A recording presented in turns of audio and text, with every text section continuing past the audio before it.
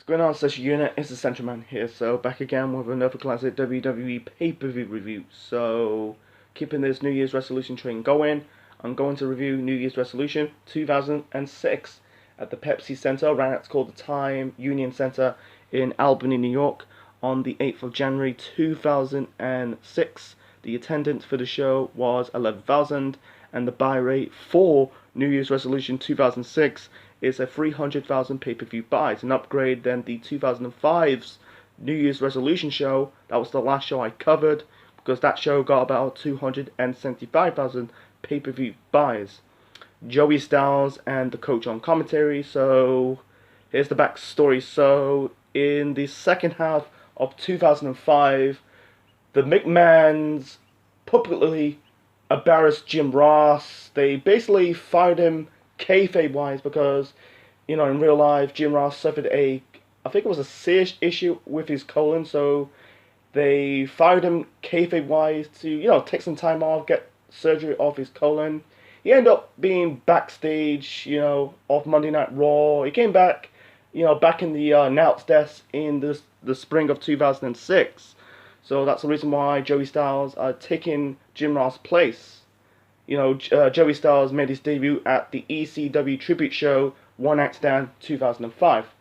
And the reason why Coach was part of the Raw announce team on this show, because Lawler's in a match on the show. I'll get to his match later on in this review. Anyway, so the first match to kick off New Year's Resolution 2006, we got Ric Flair defending the Intercontinental Championship against Edge. So they played on Ric Flair's real life situation. So I think it was a month before the show, Ric Flair got into a incident, a road rage incident, in his hometown of North Carolina. He basically attacked a motorcyclist. So WWE basically, he got arrested. WWE basically used this as a storyline with Flair and Edge. Edge, he driving in a car, wearing Ric Flair's robes, wearing the blonde wig, attacked Robert Strauss, the future Robert E in TNA, and right now he's Robert Stone in NXT. Attacked him, locking in the figure four leg lock. So then had this very first cutting edge segment on Raw, and the guest stars for that cutting edge segment on Raw was Michael P.S. Hayes and Sergeant Slaughter.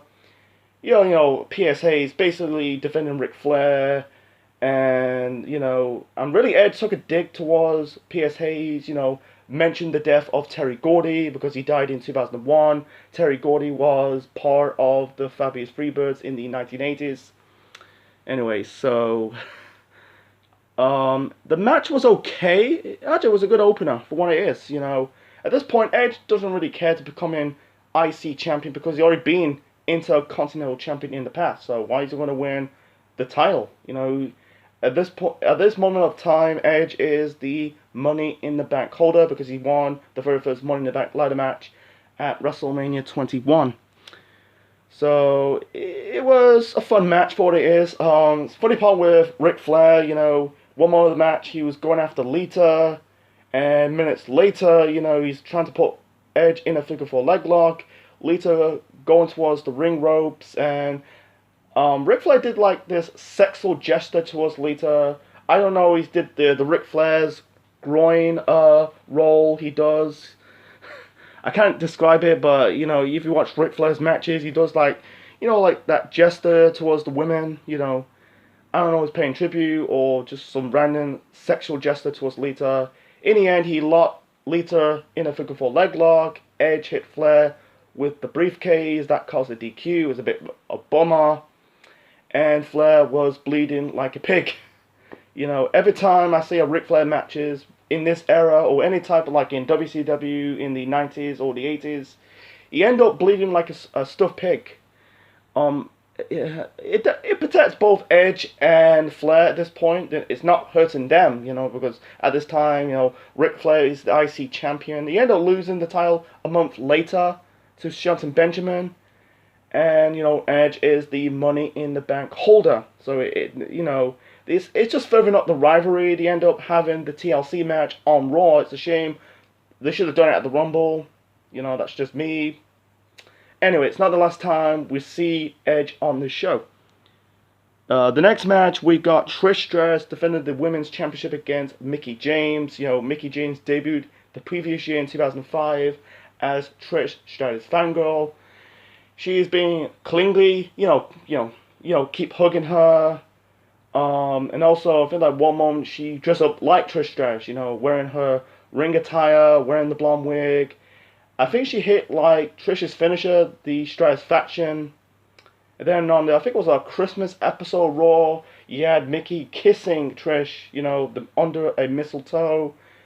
People for years comparing Mickie James' first gimmick to AJ Lee, because AJ Lee was dubbed as the Crazy Chick. I don't want to get into that comparison, but Mickie James, her first character since she debuted, she played that character she plays that character very well, in my opinion, being the fangirl. I think it's a spin what they did years later, years ago in the late 90s. They did like a fangirl storyline between Tori, not Tori as Tori Wilson, Terry Pooch, and Sable, becoming the fangirl of Sable. So it's a spin of this angle a couple years later in the Ruthless Aggression era. Anyway, so Mickie defeated Victoria on a Raw to get a shot at the Women's Championship. And here's some fun facts. Trish held the belt for 1 year because she won the title at the previous New Year's Resolution show against Lita. So I think she became the last, the last woman to hold the belt for 1 year until Bayley this year. NXT, that doesn't count. Like Paige's reign, lengthy reign as women's champion, same as Asuka, and same as Shayna Baszler. That's developmental territory. I'm talking about main roster. The next person will hold the belt for 1 year in the women's division was Bayley. Anyway, match was good. One more of the match. Trish hit the Stratus Faction off the top rope. It's basically a Hurricanrana. I think it was a head scissor Hurricanrana. Mickie, they could got chemistry. They're friends to this day. Trish and Mickie. Trish appeared in Mickey's music video that's in 2013. I think it's called Somebody Don't Care. I can't remember. It's with Mickie James' real life boyfriend / husband at the time, Nick Aldis. Go and check it out on YouTube. Anyway, so in the end, Mickie was going for the Mick kick. In the end, Trish hit the chip kick to win this match and retain the Women's Championship.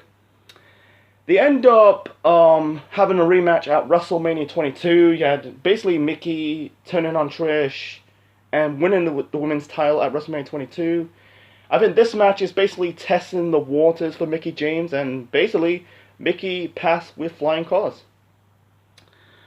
Oh boy, the next 3 matches, actually the next 2 or 3 matches, they were not that good.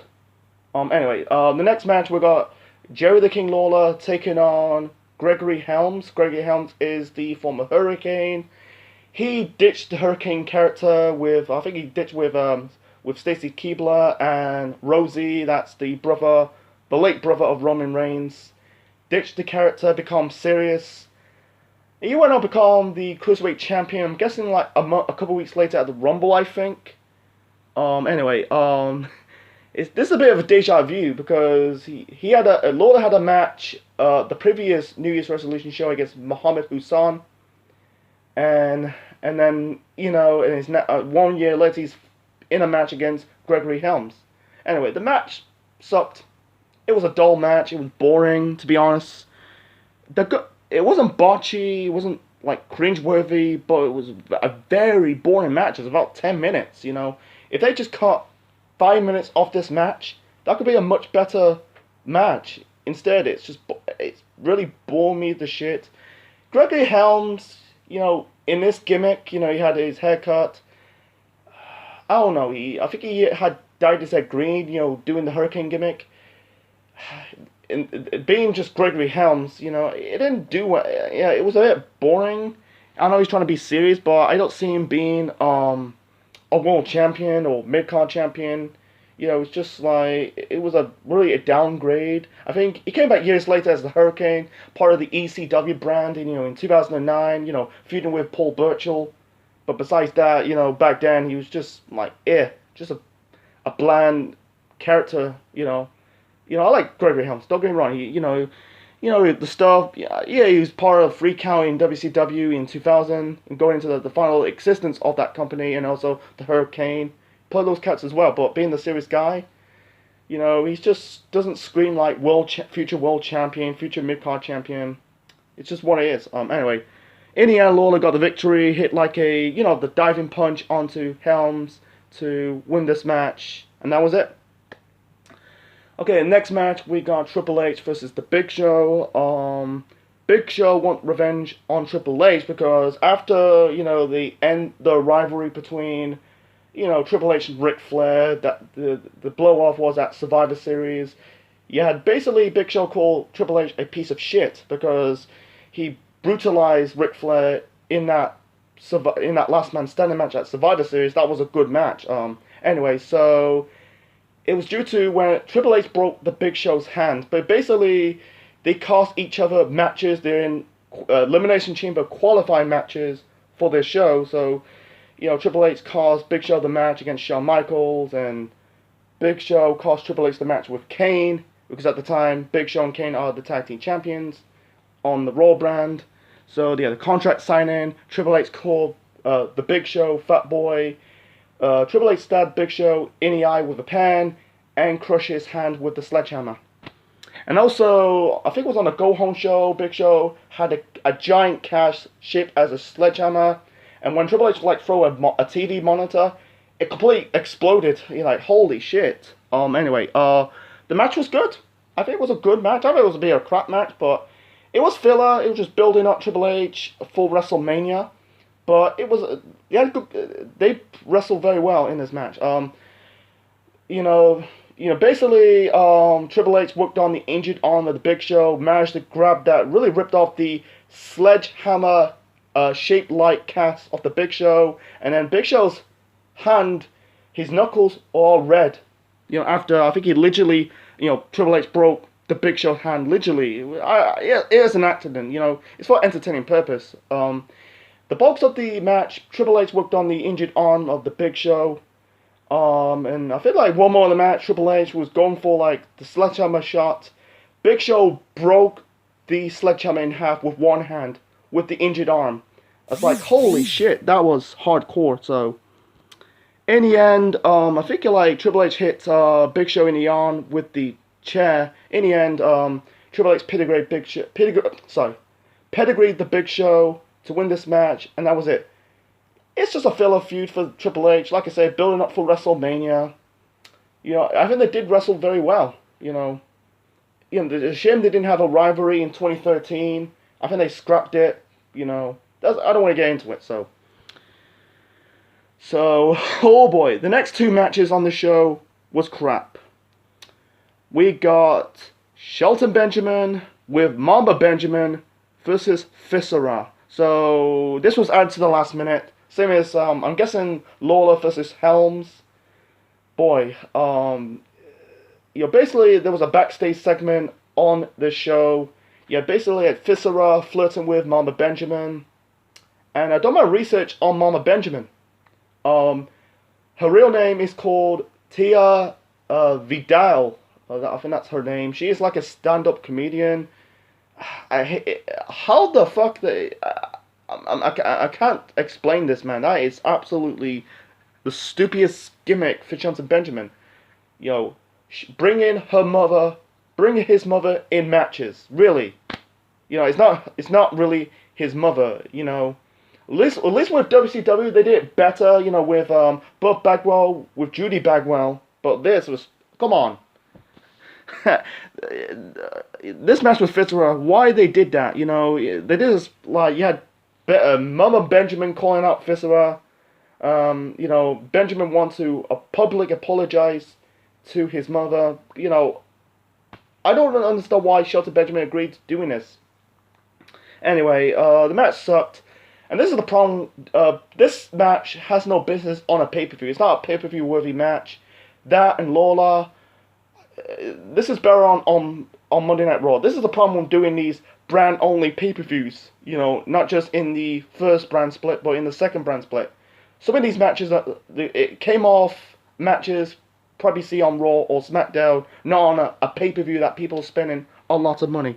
I'm trying to keep it short and simple. Yeah, throughout the bulk of the match, Shelton's mother basically shouting, cheering for Shelton Benjamin. In the end, Shelton hit like a spinning heel kick to score the victory, and that was it.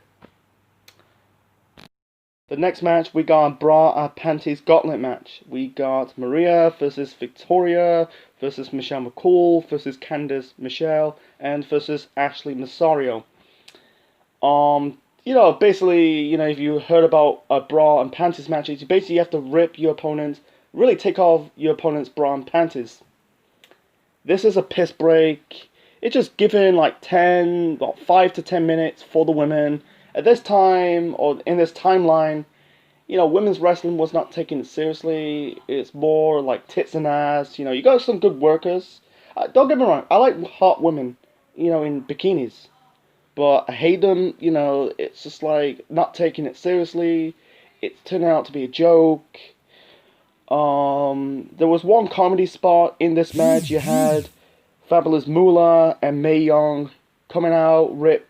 You had Moolah helping Mae, ripping Victoria's t-shirt and trousers, and striptease. Mae Young striptease on the show, taking off really her shirt. It was a cringe-worthy and funny moment in this match. She's not really competing in this match. It was more of a comedy spot. It was one that we had the fan basically, covering his eyes. Mae Young in this situation, she kind of played it, really nailed it. How this angle turned out to be cringy and slash funny. That she completely naked at the in the bikini contest at the Royal Rumble in 2000, giving birth to a hand. And future other stuff, playing this horny grandmother, that's her character, going into, the Attitude Era and beyond, in the Ruthless Aggression Era, and into the PG Era, in the final years due to, before her death in 2014. Anyway, Ashley got the victory, and that was it. So moving on to the main event for the second straight year in a row. We got the Elimination Chamber match for the WWE Championship. We got John Cena, the champion at the time, defending the belt against Shawn Michaels, Kurt Angle, Kane, Carlito, and Chris Masters. You got Cena's the current champion at the time, facing former world champions, former WWE champions of Angle, Michaels, and Kane, and non-world champions as Carlito and Chris Masters. They never won a world title in their career. Carlito being at the company for about 13, 14 months at the time, debuted in late 2004. Masters debuted in the autumn, I think, in 2005. The story going into this match is between Carlito and Masters. Basically teaming up as a tag team. This is a weird partnership. This is like Head Cheese, Al Snow, Steve Blackman in 2000. Anyway, so one more of the match, Carlito hit like a swanton bomb off the ropes onto the metal parts of the cage onto Shawn Michaels. Kurt Angle got eliminated. He basically, I think he busted up Shawn Michaels, sent him into the cage wall.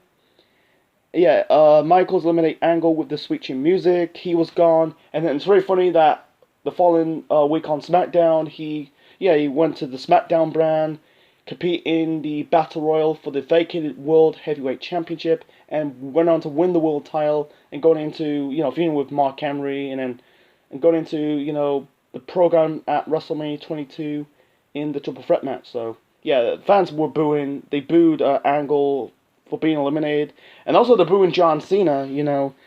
At this time, you could tell the male fans, really getting sick of John Cena. I think after SummerSlam 05, after his feud with Jericho, you can tell fans are slowly sick of John Cena. You can tell Cena is going to be the man, the guy who will carry the company for the next decade. Anyway, so the second person got eliminated was Kane. Kane was a beast. He was entering as the other half of the World Tag Team Champions. You know, with Big Show.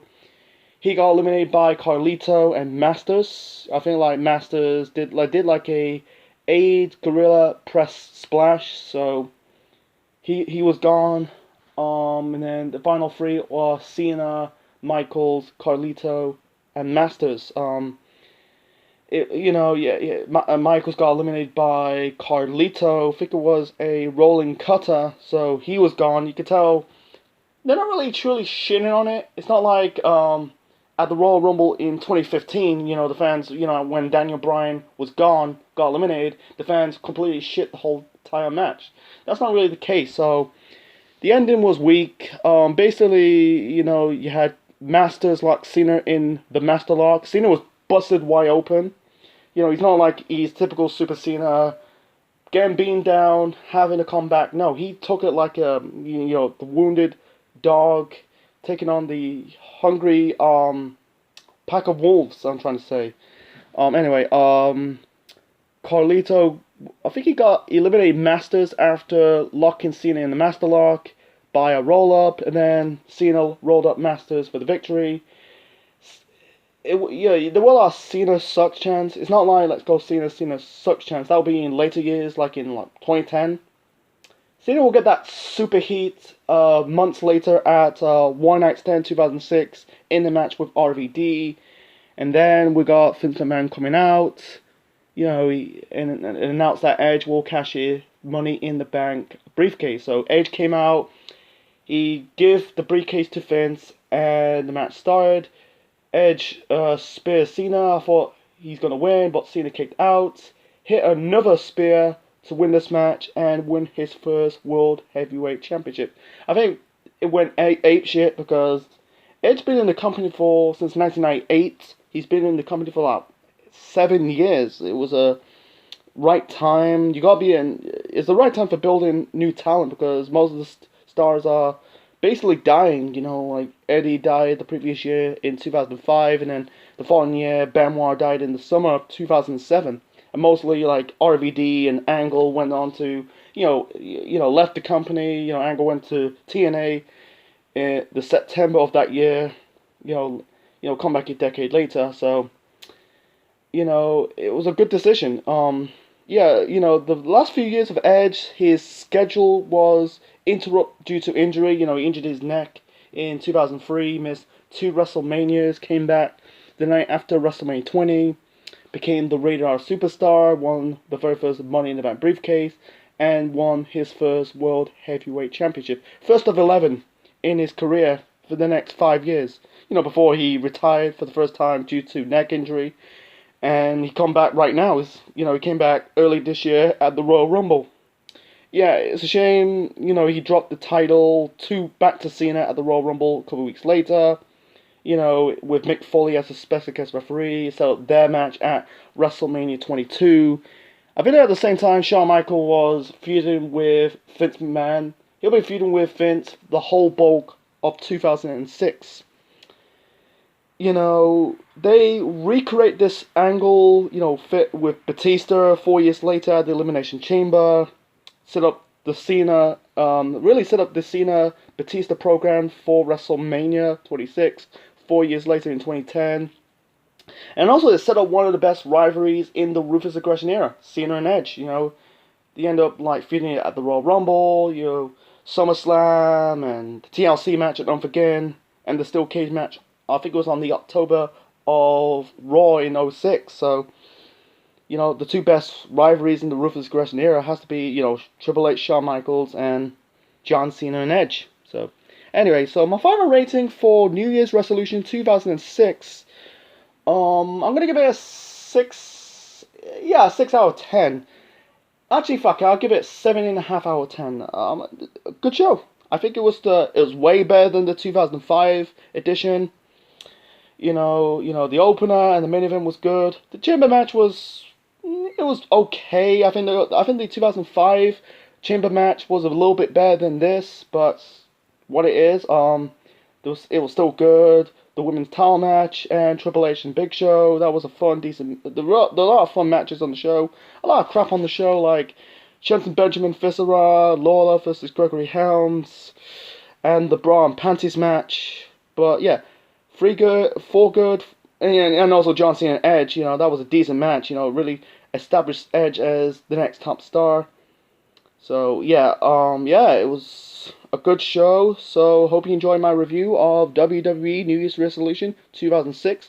Leave your thoughts in the comment section below, smash the like button, and subscribe to the Central Man Network on YouTube. So next time, I'm gonna review one more New Year's resolution, the final New Year's resolution in WWE history. It will be the final pay-per-view of really the final brand only pay-per-view of the first brand split. Yeah, I'm talking about New Year's Resolution 2007.